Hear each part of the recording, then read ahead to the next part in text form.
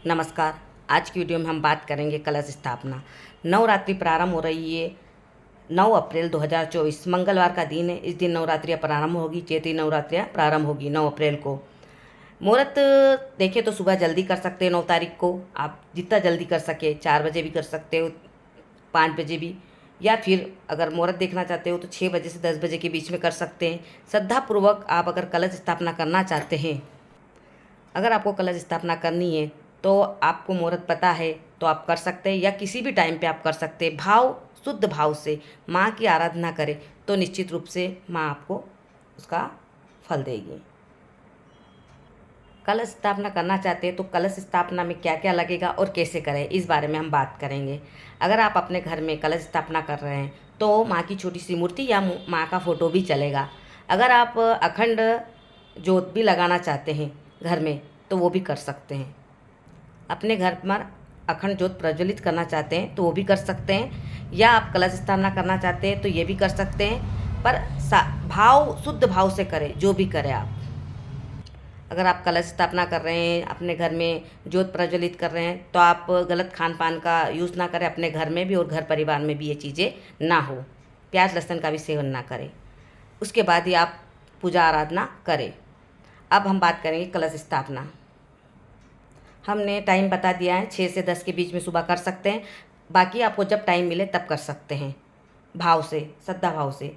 अब इसमें क्या लगेगा, अगर आप कलश स्थापना कर रहे हैं तो आपको लगेगा एक मिट्टी का पात्र लगेगा जिसमें आपको जौ बोना है, और एक मिट्टी का घड़ा कलश लगेगा, या फिर मिट्टी का नहीं है तो आप तांबे का, स्टील का, चांदी का कौन सा भी ले सकते हैं। मिट्टी का एक पात्र, शुद्ध मिट्टी थोड़ी सी, गंगा जल, सुपारी, पान, सिक्के, चांदी का या सिक्का 1 रुपये का कौन सा भी ले सकते हैं, आम के पत्ते या अशोक के पत्ते, पान के पत्ते, सुपारी, मोली, अक्षत, नारियल, फूल की माला, फूल, लाल कपड़ा, चौकी और चुनरी।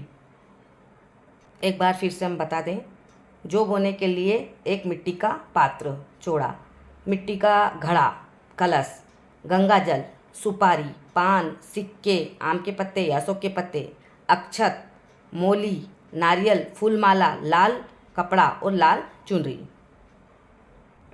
मिष्टान और जो ऋतु फल है, इस ऋतु में जो फल आ रहे हैं वो, और मिष्टान जो भी आपके घर में भी बना के भोग लगा सकते हैं। कुछ भी नहीं है तो दूध में शक्कर डालकर वो भी माँ को अर्पित कर सकते हैं। कलश स्थापना माँ के सीधे हाथ की तरफ की जाती है। जहाँ माँ का चित्र या मूर्ति है, उनके सीधे हाथ पर आप कलश स्थापना करें। कलश स्थापना में क्या करना है, एक कलश भरना है पानी का, मिट्टी का भी हो सकता है, या आप जो भी कलश ले, तांबे का, स्टील का, चांदी का, पीतल का ले सकते हैं। कलश भर के अपने पास रखें। नारियल पर मोली लपेटें 3 बार, या आप जो चुनरी लाए वो लपेट सकते हैं। आम के पत्ते 5 रखें या अशोक के पत्ते रखें, दोनों में से एक कौन से भी पत्ते रख सकते हैं। चांदी का सिक्का या नॉर्मल सिक्का रखें 1 का, एक हल्दी की गांठ रखें, एक सुपारी रखें, पान रखें।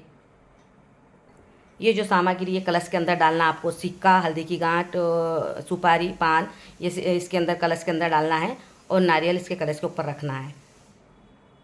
एक चौकी बिछा दीजिए, चौकी लगा दीजिए पटिया रख के, उसके ऊपर लाल कपड़ा बिछा दीजिए। उसके बाद में लाल कपड़ा बिछाने के बाद में उसके ऊपर माँ की मूर्ति या फोटो चित्र स्थापित करें। उसके बाद आप थोड़े से चावल या गेहूँ रख कर कलश रखें। कलश, उसके बाद जो आप पात्र लाए मिट्टी का, उसमें मिट्टी डालें, थोड़ी सी जौ डालें, थोड़ी सी मिट्टी डालें, गंगा जल डालें, और उसे वहाँ पर रखें, माता जी की जहाँ पे चौकी लगाई आपने। उसके बाद कलश रखें, और कलश पर आप जो नारियल लाए, पूरा मोली लगा के चुनरी बांध कर वो नारियल आप रखें। आम के पत्ते रखने के बाद नारियल को रखें उस कलश पे। जैसा कि आपको स्क्रीन पे कलश दिख रहा है, इस तरह से आपको कलश रखना है उस पर, लोटे पे, जो भी आप लाते हो पात्र। कलश स्थापना के बाद में आप अपने गुरु का ध्यान करें और गणेश जी का ध्यान करें। गणेश जी के मंत्रों का जाप करें और गणेश जी को आप पूजा सामग्री अर्पित करें। गणेश जी का ध्यान करें, और गणेश जी का फोटो तो उनका ध्यान कर ले, या फिर एक सुपारी वहाँ पर रखी हो, उन पर गणेश जी को आप सारी सामग्री, थोड़ा सा कंकु चावल लगा दीजिए। अब कलश की पूजा करें। कलश की पूजा कैसे करना है, नाड़ा जो कलावा होता है वो कलश पे बांधे, नारियल पे तो आप बांध के रखेंगे, वो ऐसा कैसा रख दिया आपने। अब कलश पे नाड़ा बांधे, कुमकुम लगाइए, चावल लगाइए, अक्षत और पुष्प अर्पित करें। अब अखंड ज्योत जलाना चाहते हैं तो आप ज्योत प्रज्वलित करें या आप नॉर्मल दीपक भी लगा सकते हैं। अब ज्योत प्रज्वलित करें आप। पूजा अगर पूर्व मुखी होकर करें तो बहुत अच्छा, पूर्व की तरफ मुँह करके ये पूजा आपको करना है। एक कटोरी में 9 ग्रह स्थापित कर ले, या वहाँ पटिये पे भी कर सकते हैं। 9 इलायची लौंग कुछ भी रख सकते हैं या 9 टिपके लगा सकते हैं, और वहाँ पर भी 9 ग्रह की भी पूजा करें, वहाँ पर भी कंकु चावल और पुष्प अर्पित करें। अब माता रानी की पूजा करनी है। माता रानी का ध्यान करें 1 मिनट। उसके बाद में माँ को एक कटोरी ले लें वहाँ पर, या एक बाउल ले लें, उसके अंदर सारी सामग्री माँ को वहाँ पर अर्पित करें। सबसे पहले जल अर्पित करें, फिर एक नाड़ा लच्छा जो लाए उस वस्त्र समर्पयामि ये बोलकर वो अर्पित करें। उसके बाद जो भी सामग्री लाए माँ को अर्पित करें, माँ को तिलक लगाइए और सारी जो भी सामग्री आप लाए हैं वो माँ को अर्पित करें। एक एक करके पटिये पे भी रख सकते हैं या कटोरी में भी अर्पित कर सकते हैं। एक पान का पत्ता, उस पर सुपारी रखकर माँ को अर्पित करें। जब आप कलश की पूजा करें उस टाइम पे बोले कलश देवता स्थापित हो। धूप नैवेद्य जो भी सामग्री है माँ को अर्पित करें, और उसके बाद में माँ के मंत्र का जाप करें। माँ के मंत्र का जाप करें, आप कौन सा भी मंत्र ले सकते हैं माँ का, उन माँ का मंत्र का जाप करें। माँ के पाठ करें, माँ के 108 नाम वो जाप करें। ओम दुम दुर्गाय नमः इस मंत्र का भी जाप कर सकते हैं। माँ के कौन से भी मंत्र का आप जाप करें। अगर आपके पास दुर्गा सरस्वती है तो उन पाठ का अध्याय भी करें, दुर्गा चालीसा पढ़े, जो श्रद्धा से बन सके आप करें। दुर्गा चालीसा पढ़ सकते हैं, दुर्गा जी के मंत्र का जाप कर सकते हैं।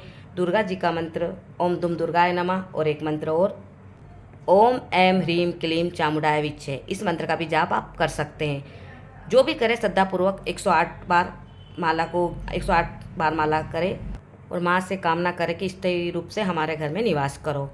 और पाठ करने के बाद में आप आरती करें कपूर से। आरती करने के बाद में आप माँ से क्षमा याचना करें। जब आप माँ की पूजा करेंगे, जब सामग्री सब अर्पित करेंगे, लास्ट में थोड़े से चावल अपने हाथ में लेना और माँ को अर्पित करना, और जो भी सामग्री इसमें रह गई बाकी उस सब का ये चावल अर्पित कर देना उस निम्मत से। तो ये जो भी आपकी सामग्री पूरी नहीं होगी, कुछ भी दिक्कत मतलब सामग्री बची हुई है, जो सामग्री बताई वो पूरी नहीं है आपके पास में, तो आप थोड़े से चावल लेके माँ को अर्पित कर दीजिए लास्ट में, और माँ से बोल दीजिए कि जो ये सब हमने आपको अर्पित किया है। इलायची लौंग सब सारी सामग्री माँ पर अर्पित करें। लास्ट में आप थोड़े से चावल हाथ में लेकर माँ को ये चढ़ा दीजिए, हाथ में लेके अर्पित कर दीजिए, और बोले कि अगर कोई भी सामग्री नहीं अर्पित हुई हमारा दोबारा तो ये अक्षत अर्पित कर रहे हैं, ऐसा करके भी आप बोल सकते हैं। अर्पित करते हुए ये बोलने के बाद समर्पयामि बोले, ये आपकी पूजा संपन्न हो जाएगी। उसके बाद में आपको दुर्गा जी के मंत्र का जाप करना है, हमने जो बताया है, और पाठ करना है। दुर्गा सरस्वती का पाठ भी कर सकते हैं, उनके अध्याय का पाठ भी कर सकते हैं, श्रद्धापूर्वक जो भी करना। एक दिन में सारे अध्याय करना है तो कर सकते हैं, 13 अध्याय है उसमें, नहीं तो आप एक एक करके भी कर सकते हैं।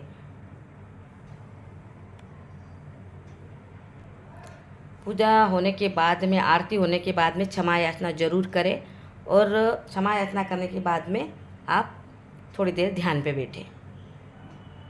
सिर्फ आप कलश स्थापना करना चाहते हैं तो कलश स्थापना करें। अगर आप अखंड ज्योत न प्रज्वलित करना चाहते हैं तो कोई बात नहीं, पर दीपक रोज़ लगाइए, शाम सुबह दोनों टाइम माँ के मंदिर में दीपक जरूर जलाइए जहाँ पर आपने कलश स्थापना की, ये जरूर करें। माँ के मंत्र का जाप करें, जितना भी समय मिले, जितना भी हो सके माँ की आराधना करें। आप कलश स्थापना करें तो थोड़ा बहुत समय ज़रूर दें। अगर आप बिजी ये नहीं करना चाहते हैं ये चीज़ें, तो शाम सुबह में माँ के सामने बैठ जाइए और घी का दीपक लगाकर मंत्रों का जाप करें या उनका ध्यान करें, इसमें भी माँ की कृपा प्राप्त होती है। आप श्रद्धा से पूजा करें, कैसे भी करें पर श्रद्धा से करें। कभी मन में भ्रम या ये ना रखें कि हमारी पूजा अच्छी हुई या नहीं हुई। माँ देख रही है, सब पूजा अच्छी होती है। हम भाव से करेंगे तो निश्चित रूप से वो सफल होती है और अच्छी होती है। माँ का आशीर्वाद प्राप्त होता है। धन्यवाद।